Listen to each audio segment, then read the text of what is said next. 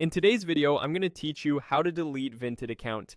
If you've decided it's time to move on from Vinted, I'll walk you through the exact path on the desktop website and share a few tips so the process is smooth.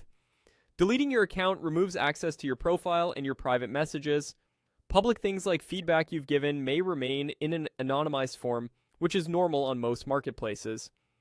Before you proceed, make sure you don't have any open orders, unresolved disputes, or money sitting in your balance. These can block deletion, and Vinted will prompt you to resolve them first. Start by opening your web browser and going to vinted.com. If you're not already signed in, go ahead and sign in so you land on your home feed.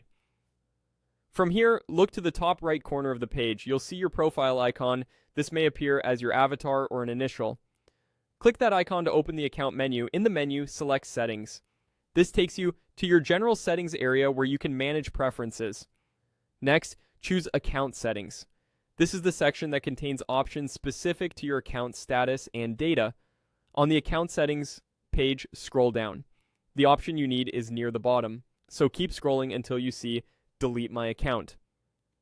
Click Delete My Account to begin the removal process. Vinted will display information about what deleting means and what you'll lose access to. Read that carefully so there are no surprises. You'll see a confirmation checkbox acknowledging that you understand the consequences. Check the checkbox to confirm you've read the notice. This is Vinted's way of making sure accidental deletions don't happen. Once the box is checked, click Delete Account to finalize.